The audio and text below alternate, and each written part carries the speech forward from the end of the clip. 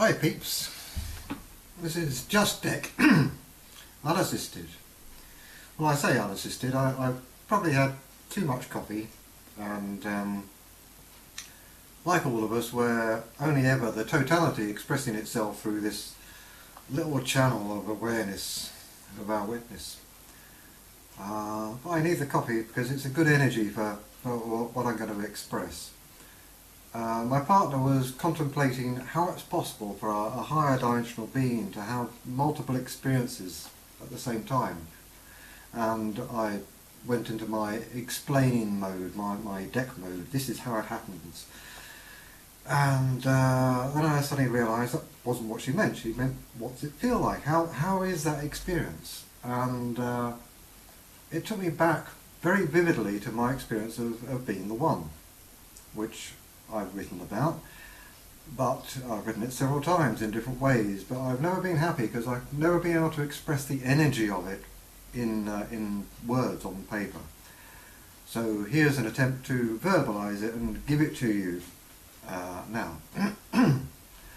So I'd quite some time ago found the light and the sound, the inner light, and the sound is the Logos, the choir invisible, the Word of God, whatever you like.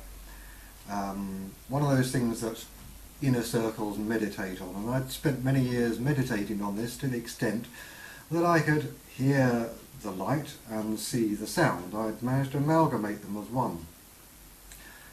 Then one day, out of the blue, the inner smell opened up in me, and at the time it felt Archangel Michael appeared to me, and it was like a gift from him, or I opened the channel to him, who knows.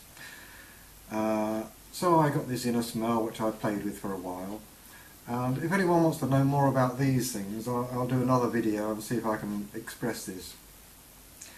So I'm sitting there contemplating. I got the light and the sound, I've got the Musban. Oh, let's add the smell into that. Okay, we've got all three working together. I can smell the light and the sound, and it's all one thing. And I thought, right, we've got three senses, what about the rest? And taste. Oh yes, there's the inner taste. And feeling. Oh, of course, yes, mundane, yeah, it's always been there, just kind of never noticed it before. I didn't realise it was that until I saw it. Anyway, got five senses, managed to amalgamate all five as one. So they're no longer five senses, it's just one experience, having, if you like, five aspects, but there's no separation between them. And in that I found I could, with intent, I could have any experience I wanted in my inner self, with my eyes closed. And I just played with that for a little while, and I thought, a simple thought, what happens if I have no intent? If I intend nothing, I just sat there, looking, if you like, into blankness. And then suddenly, I was the One. Or that's how I used to term it. I realise now I was actually the void, experiencing, witnessing the One. And if you turn that round and become the One, experiencing the void, that is nothing. So the initial experience was of being the One, experiencing the void, experiencing nothing. Then that flipped, and I became the void, experiencing the One. And the experience of One was multidimensional, incredibly multidimensional, because I experienced every moment of eternity. Not just of one consciousness, but of every consciousness there has ever been. Everything, all in one go. And there was almost a sense of tedium. God, that's a long time. And it is. Eternity is an awful long time. And to sit there and experiencing it is like living forever. But living forever in infinite dimensions of consciousness. And yet I also knew it was but a moment.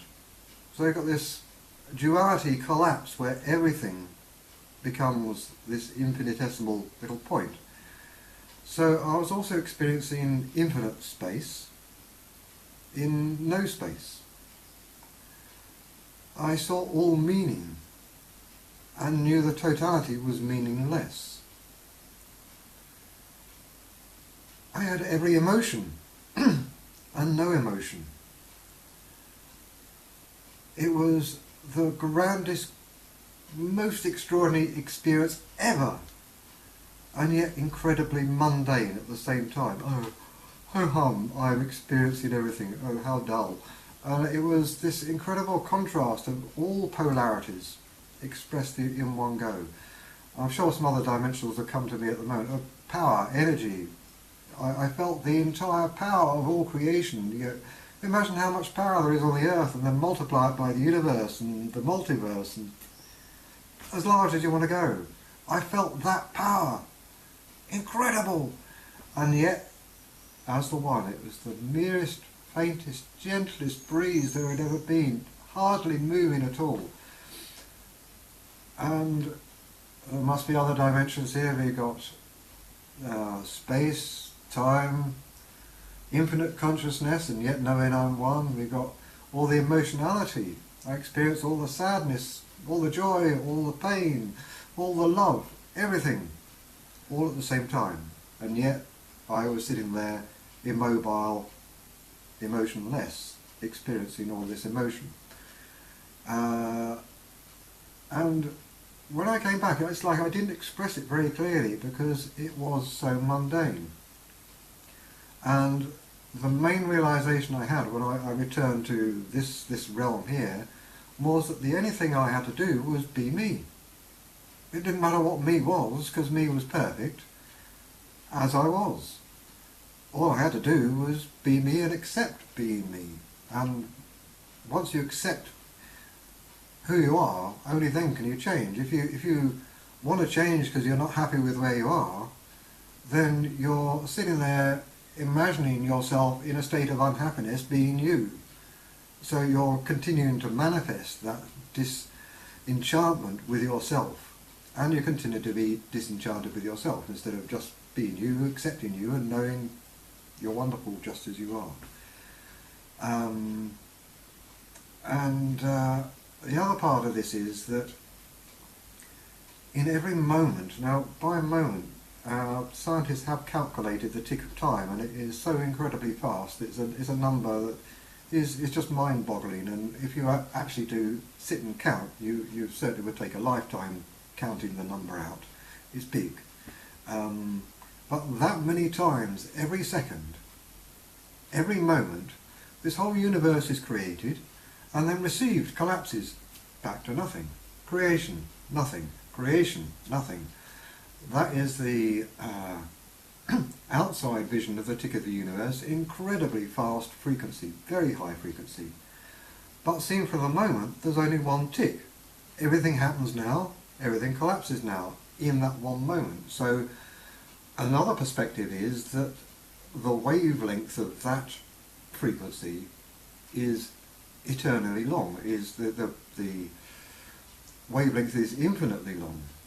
There is only the one resonance, the one tick, of which everything else is just a higher harmonic. So we've got the two sides of it. We've got the incredibly slow tick, eternally long, and this incredibly fast tick of each moment.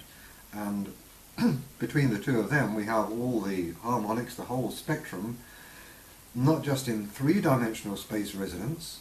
If you think of the complexity of Challenny plates, that's 2 dimensions.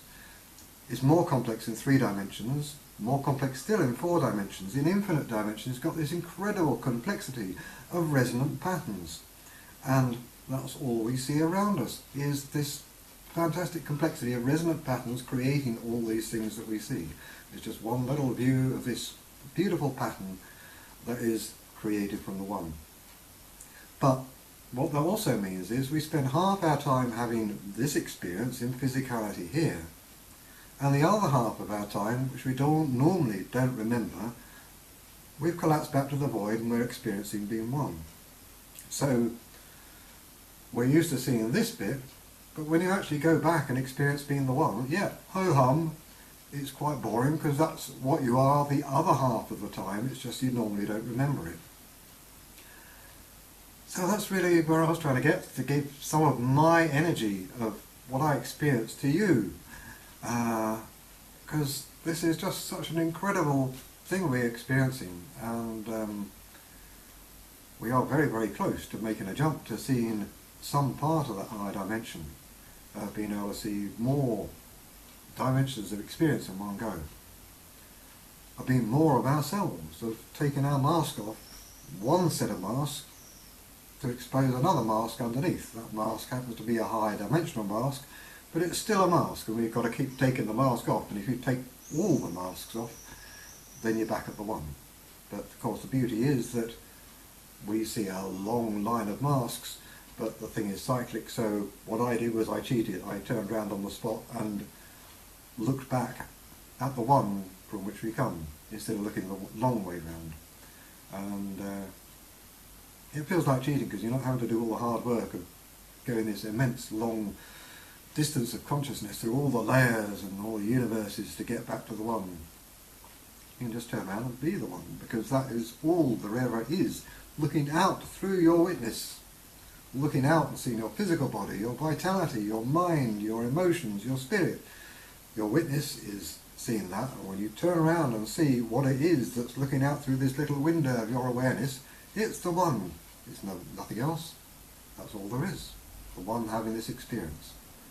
And ain't that wonderful? I love you all. Bye.